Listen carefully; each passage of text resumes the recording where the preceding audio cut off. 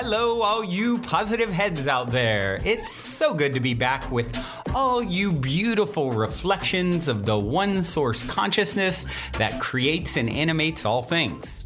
If you're new to this podcast, of course, we are super happy to have you here, and we just ask that you bring an open mind and heart to your listening experience and to be prepared to explore vantage points that I'm convinced will help shift or solidify your current understanding of the ultimate nature of reality. While listening, you'll be exposed to inspiring, empowering, and unifying perspectives that I'm highly confident will yield stellar results in your life if you opt to try them on for size. Also, at optimistic.tv, we have officially begun releasing the first few episodes of our new late-night style, consciousness-elevating video variety talk show, Optimistic, which features live visionary art, soul share interviews, retreat guests here at the Mystic Manor, as well as live musical performances. I'm also super excited to announce that we are currently making plans to release the rest of Season 1 on my personal favorite online streaming service. So stay tuned to optimistic.tv to follow the unfolding development of this exciting Optimistic expansion, as we'll be posting more info and release dates there soon. And in the meantime, be sure to check out, of course, the first few episodes at optimistic.tv as well.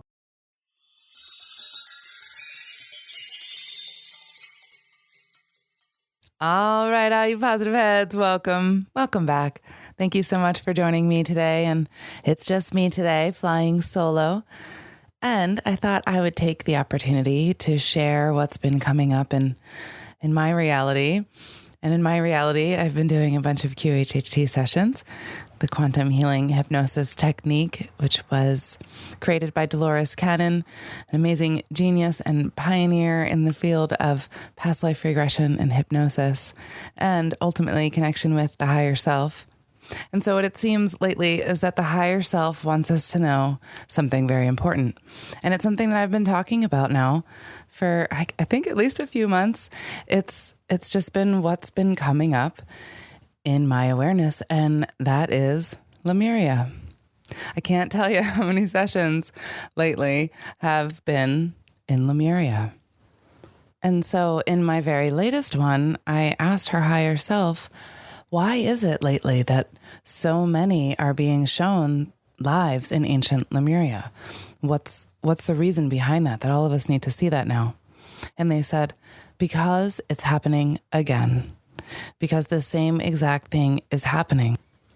And do you know what the answer to all of it is? If you've been listening to this podcast for any amount of time, what is the answer? The answer is love. The answer is always, always love. Because that is all that there is. And in this last session that I had, they actually gave a really nice explanation about everything being love, and even the darkness. If the darkness were not there, there wouldn't be an increased potential for our experience for learning. The darkness is what creates our duality. The more evolved we become, the more enlightened or the more high our vibration becomes, the less and less intense the duality needs to be. But until we are evolved into that place where we don't need the duality to learn anymore, then it's going to be there in whatever level of density it needs to be there for our learning and for our experience. So as we evolve, it gets less and less dense, but it still is always there. And it's always there because the Creator created it. The Creator created it in order to have the experience. Because when you think about it, if you didn't have the contrast, say your entire existence existed in complete and total oneness with Source, you understood it. It's like an umbilical cord that is always attached and you always know. And so you always feel this immense love, protection, safety, wholeness. You don't need to find it anywhere else. It's always a part of you, and you know it and you feel it. And so therefore, every relationship, every situation, it doesn't have the intensity to give you the experience because you know you're connected. You know that all there is love. So without that contrast, without the darkness, without that light being hidden for just a little bit, because that's really all it is. It's just hidden or densified. Then without it, we wouldn't be able to see the opposite. We wouldn't be able to see the light without the darkness, just how bright the light really is, because you just rest in contentment, eternal contentment, if you don't have this contrast. And so contrast is so beautiful. That means darkness is beautiful. That means every ugly thing we can look at, and instead of feeling hatred and judgment of all kinds and blame and condemnation and all the things that we tend to do as human beings, instead, if we could refocus our perspective and see it all in the love that it is, because it's all created from the Creator that is love. It can be nothing else. It's here to give us more perspective, to help us learn, to help us experience. And in that way, it is so beautiful. So I think it's so important at this time, because we don't want to go into apocalyptic world, do we? No, we get to choose. We get to choose fear or love. And if we choose love, we don't experience apocalyptic nature. We experience ascension, because that is exactly what's going on right now. This is why it's so important for them to let us know this is what's going on. You have this opportunity to ascend, to move to the next level, if you can see the love in this situation. If you can see the love in what's going on now, you're going to move leaps and bounds. That just makes sense, doesn't it? The harder it is to see the love or to see the light, the greater the reward when you actually do see it. And there is no more time to putz around and kind of muddle about and figure out what our choices are. We have to decide. We are moving through this time and space where now is certainly the time to always choose love. The answer is always love. And what's interesting also about this session is that she experienced being part of the star family from which Jesus is a part of, and talking about his message of love and also of empowerment, that these things that I can do, so can you. The miracles that Jesus worked was because he knew how energy worked. He knew that he was love, and so was everyone else. And he just used that as his focus, his intention, used that energy, that love, that healing energy, and people were healed. They called it miracles. But that's basically what we do in QHHT. This is healing with love and light and understanding. And that's what Jesus did. And his main message was love, compassion, forgiveness, loving one another as our brothers and sisters, to always have compassion for one another, and knowing that we are powerful beings. We are one with the Creator. And speaking of being one with the Creator, another one of my Lemurian sessions lately, actually, and you know, every client has their own perspective of what it was like for them. And depending on what their role was or their job, their soul's job was in that existence, and how evolved vibrationally they were at the time as well. So in this client session, he was a being or an entity that traveled through a portal to a place that needed help. And this place was Lemuria. And they needed help because there was this dark energy coming. There were other beings. And what's interesting about this is that each and every time I hear about this, they always just refer to it as a dark energy or dark beings. And in the session that I recently did, the most current one, when I asked about that, they said, we give them no name because to give them a name gives them power. And so in her session, they just called them the others. And so the others, those beings, the dark energy, they don't give any power to it, because the more they give it any focus, the more empowered that energy is. And so back to the being who was going to help Lemuria. So they basically did all they could, but there was a cataclysm, and different beings were either portaled out or they were able to safely make passage to other areas. But what was interesting is that he went with some of the people on the island and got on a boat, and they wound up in a place where there was this volcano, and he knew he had to go to this volcano. And so he went to it, and inside the volcano was basically the fire of creation, like the potential of all that there is. And it was a portal. And what I think is so interesting about this is this creation, this fire that has been coming up lately, this idea of the fire of creation, because that is what we're all being called to do right now, is to really ignite our internal flame, to be our own creators, and to be able to use the energy of creation to do that, to recognize that we are it. We are the energy of creation. If you've ever heard of in Kundalini Yoga, there is an exercise, a breath exercise, the exercise for the breath of fire. And that is bringing up the energy of creation, the prana, the chi, whatever you want to call it. And it's bringing it up through your breath, through your chakras, through your system, in order to be used however you so desire. This energy has infinite potential. It just needs your potentiation. Dr. John Dee wrote in The Rosicrucian Secrets, fire, notwithstanding the diversities of it in this sublunary kitchen of the elements, it is but one thing from one root.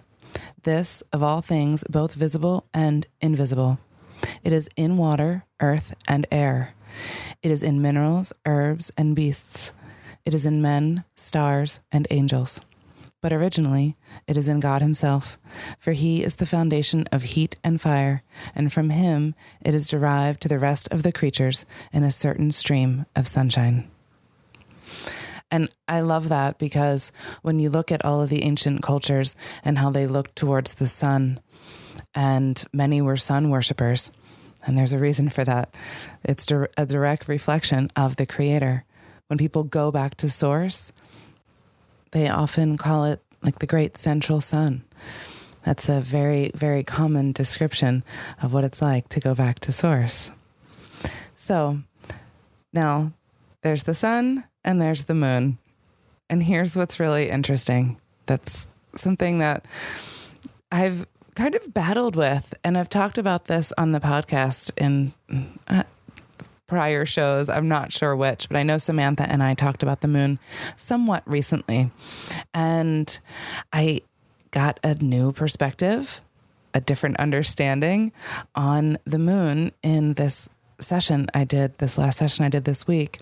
And what's interesting about it is it's like the third time this has come up. And I asked this specific client if she had ever heard of anything like this before, if she had studied it, heard anything. And she said, no, I've never heard of that. That's just kind of a crazy thought. Yeah, that's what I've been thinking. But I'm starting to open my mind to this perspective because it keeps coming up. And so I think it's an important thing to give some attention to, and at least open my mind to understand a little bit better, and just be open to it, because I've been learning a lot, and I've shared with you all that when I'm resistant to things, or when we're all resistant to things or closed-minded to things, and we just roll with our perspective that has been gained from our life experience, and we kind of hold steady in it, or what we've been taught or programmed with, and we think that's the right thing. Well, oftentimes it's not. And it's good to just examine it all and just be open to all possibilities. And for me, it's interesting when I'm like resistant to something or pushing it away and I don't want to hear anything about that. It keeps coming back into my reality because there's a reason for that.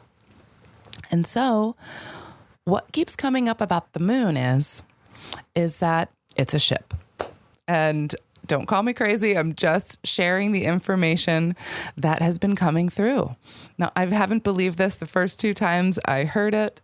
And this time I'm like, all right, now's the 3rd time.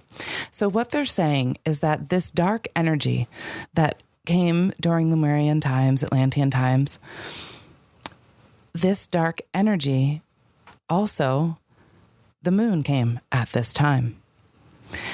And I heard this in 2 different sessions with the moon coming at the same time that the cataclysm happened. And then in the 3rd session, I vaguely remember it, but what he was saying about the moon. But basically he was saying that it's not real. It was made and it wasn't here in the beginning. And so I asked then, well, why is the moon then synchronized with the tides and the female menstrual cycles? And you know what they said? Because we had to take something negative and make something good and useful out of it. So basically, they turned the lemon into lemonade and made it useful for us. So interesting perspective, keep an open mind, but I find it very, very interesting. Something to consider. It's good, very good to keep an open mind and consider all the possibilities, because it is very interesting when it comes through multiple clients that don't have prior information on this topic.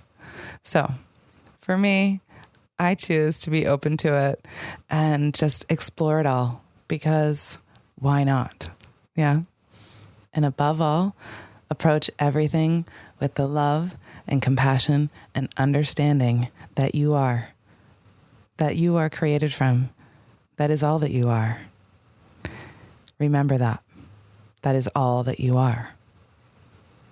So with that, I'm going to leave you all with a song that Spirit actually decided that they wanted to play today. I was trying to play Drum Spider and they weren't having it. They were telling me Deadova, and I was like, yeah, well, I'm going to look at her Drum Spider anyway. And of course, when I looked, I didn't find anything that I thought was good. And so I looked for Deadova.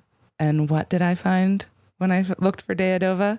But this beautiful song called Birthplace of the Sun. I actually took a picture of it at 3:33, so I would remember this song to play today for the outro. And not a coincidence. I wish I could be this creative to make this up, but I can't. 3:33, the number of Christ consciousness. Another little reminder of love, compassion, forgiveness. So this is Deadova, Birthplace of the Sun. Until next time, love you all.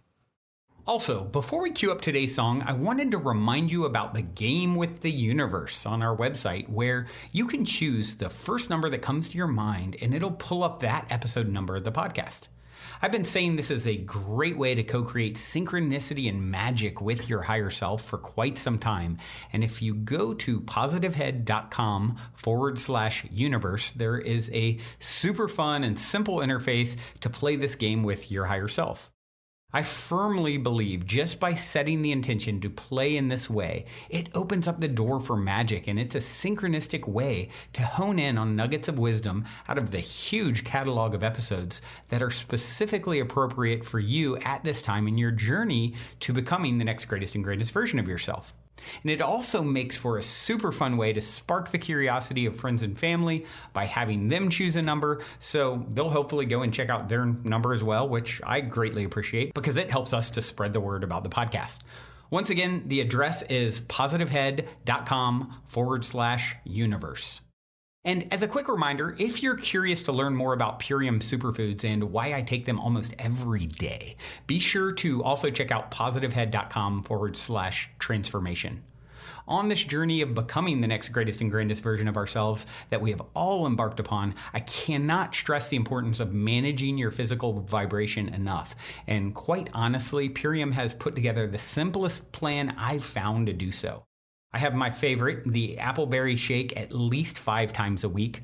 Once again, to learn more about the Purium transformation, go to positivehead.com/transformation. Or if you want to keep it simple and just try out my favorite, the appleberry shake, you can go straight over to ishoppurium.com and be sure to use code positivehead for 25% off. I'll spell that for you. It's ishoppurium.com. And be sure to use your Positive Head 25% coupon code.